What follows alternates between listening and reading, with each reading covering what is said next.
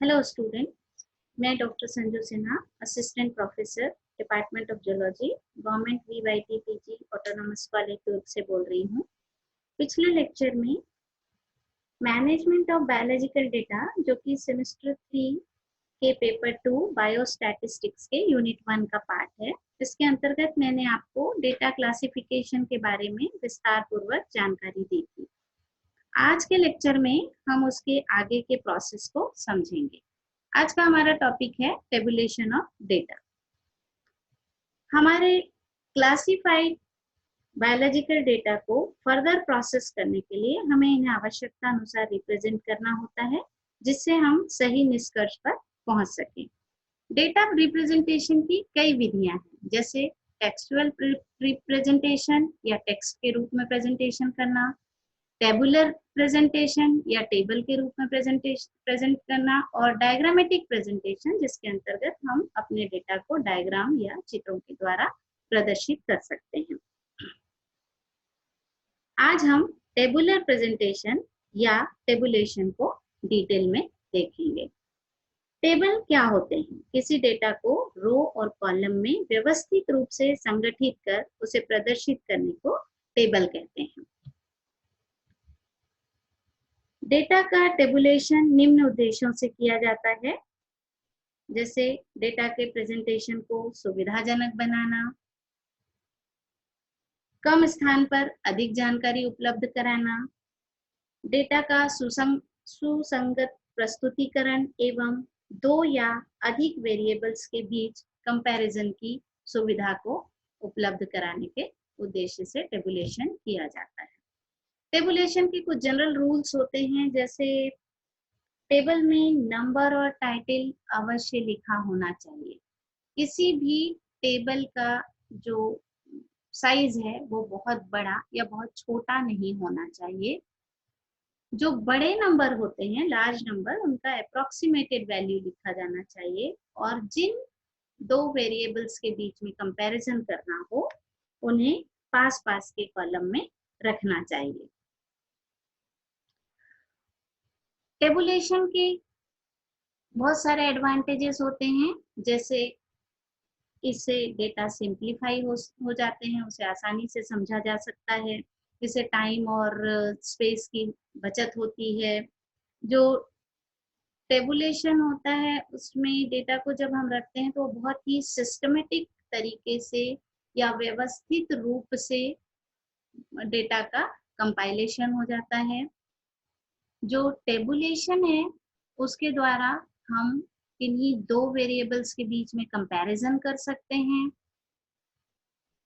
और ये डेटा के मेजरमेंट और फर्दर एनालिसिस में सहायक होते हैं। इसके अलावा जब हम अपने डेटा को टेबल में फिट करते हैं उसी समय हमें बहुत सारी गलतियों या एरर्स का पता चल जाता है।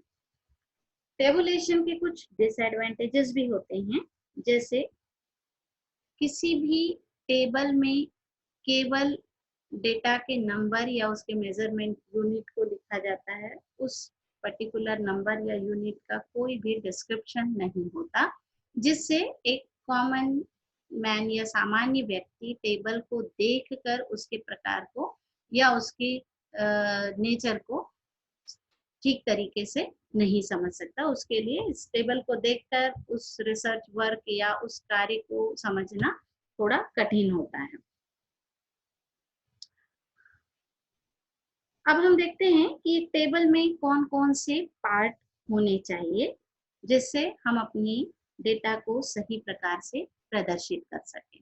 तो टेबल बनाने में सबसे पहले हमें इस बात का ध्यान रखना चाहिए कि सबसे पहले टेबल के ऊपर हमें एक टेबल नंबर देना आवश्यक होता है, और उसके बगल में हमको टेबल का एक सूटेबल टाइटल आवश्यक रूप से देना चाहिए।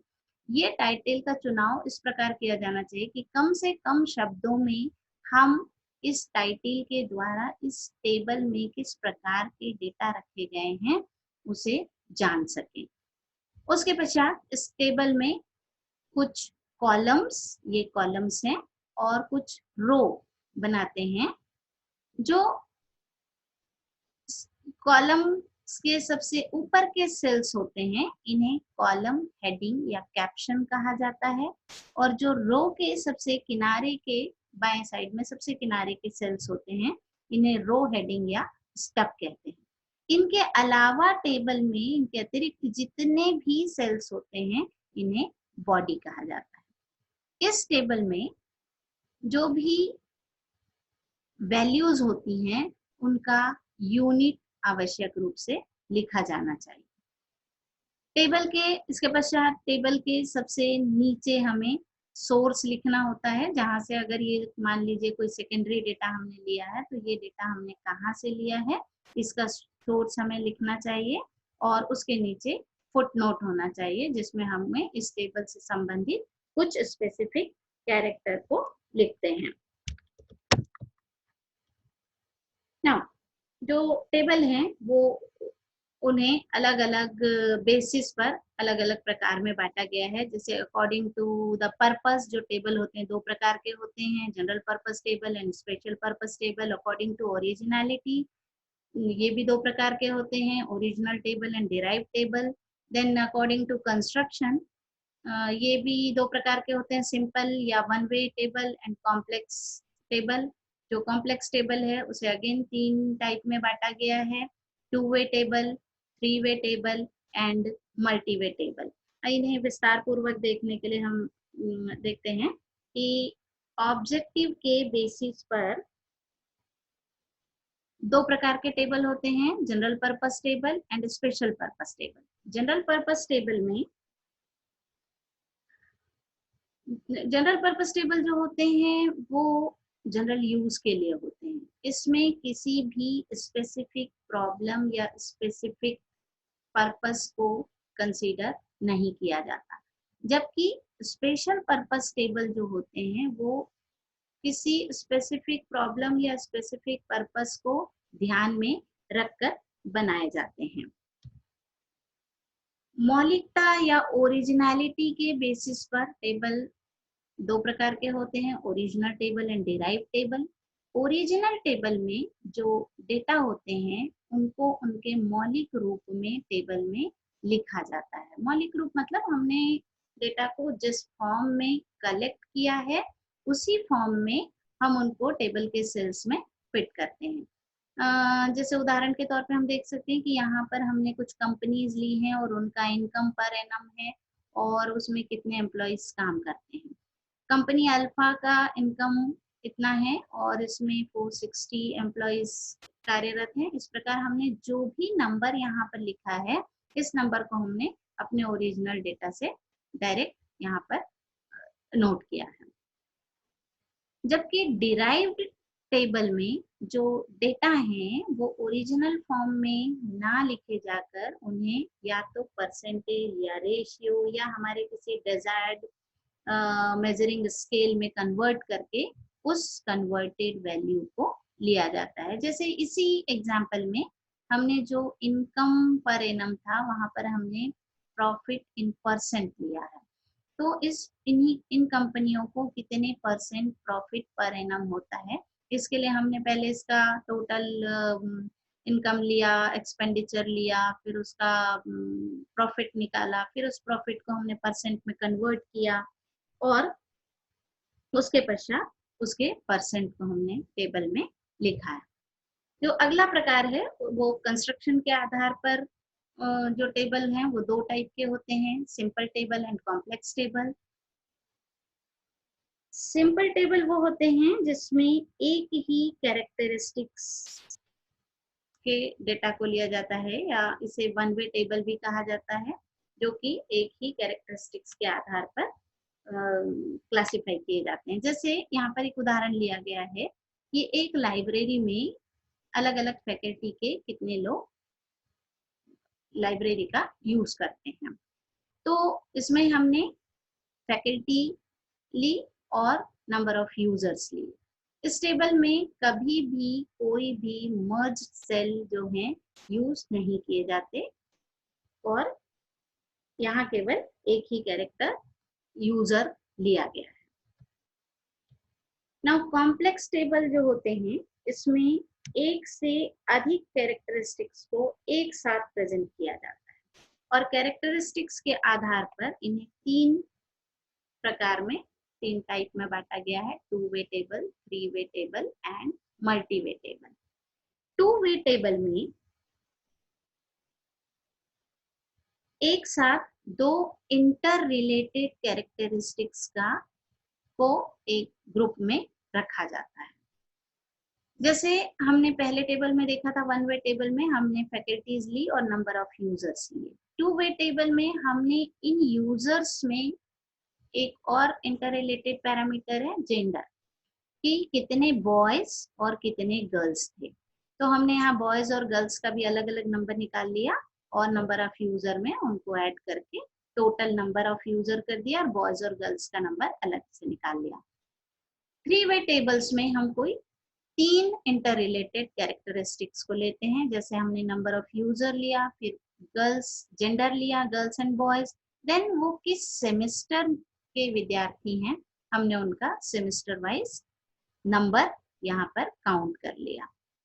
इसी प्रकार मल्टीवे या मेनीफोल्ड टेबल होते हैं, जिसमें एक साथ हम 3 से अधिक पैरामीटर्स का उपयोग कर सकते हैं। इसे हायर ऑर्डर टेबल भी कहा जाता है। जैसे हम यहाँ उदाहरण के तौर पर देख सकते हैं कि हमने नंबर ऑफ यूजर लिया, इसके इंटर रिलेटेड कैरेक्टरिस्टिक्स थे, हमने पहले जेंडर लिया था, फिर उनका सेमेस्टर लिया था। यहाँ हमने एक और पैरामीटर ऐड कर लिया कि वो किस ईयर के विद्यार्थी हैं, फर्स्ट ईयर सेकेंड ईयर। तो हमने फर्स्ट ईयर के विद्यार्थी के लिए सारे पैरामीटर्स लिए कि वो गर्ल्स हैं या बॉयज हैं, सेमेस्टर 1 के हैं या सेमेस्टर 2 के हैं। फिर हमने फर्स्ट ईयर का अलग से टोटल यूजर नंबर निकाला, सेकेंड ईयर का अलग से टोटल यूजर नंबर निकाला और इन दोनों को जोड़कर लाइब्रेरी में फैकल्टी वाइज हमने यूजर नंबर निकाल दिए। तो इस टेबल से हम बहुत सारी जानकारी केवल इस टेबल के नंबर को देखकर ज्ञात कर सकते हैं। अभी तक हमने पढ़ा कि टेबल कितने प्रकार के होते हैं। अब हम देखते हैं कि टेबल कैसे बनाए जाते हैं या टेबुलेशन के मेथड क्या होते हैं। टेबुलेशन के 2 मेथड होते हैं, पहला बाय हैंड, दूसरा मैकेनिकल। बाय हैंड मेथड में जो टेबल के सेल्स में वैल्यू लिखी जाती है उसकी मैनुअल एंट्री या हाथ के द्वारा लिखकर या टाइप करके एंट्री की जाती है। दूसरा है मैकेनिकल मेथड, यह एक कॉम्प्लेक्स मेथड होता है जिसमें सभी डेटा की पहले इलेक्ट्रोमैग्नेटिक मशीन के द्वारा कोडिंग की जाती है, उन्हें स्पेसिफिक कोड्स दिए जाते हैं, फिर इन कोड्स को कार्ड्स पर लिखा जाता है, देन इन्हें इलेक्ट्रोमैकेनिकल मशीन के द्वारा वेरीफाई कर इनकी सॉर्टिंग की जाती है। सो स्टूडेंट्स, इस प्रकार हम कह सकते हैं कि एक टेबल के द्वारा हम अपने डेटा को रो और कॉलम में अच्छी तरह फिट करके अपनी आवश्यकता अनुसार इसका उपयोग कर सकते हैं या किसी रिजल्ट पर पहुंच सकते हैं। इस प्रेजेंटेशन को बनाने के लिए जो मटेरियल है वो उनके सोर्स हैं fundamentals of biostatistics by Khan and Khanam, biostatistics by P Ramakrishnan, और इस प्रेजेंटेशन में कुछ मटेरियल और चार्ट्स जो हैं वो इंटरनेट से अलग अलग वेबसाइट से लिए गए हैं। Thank you.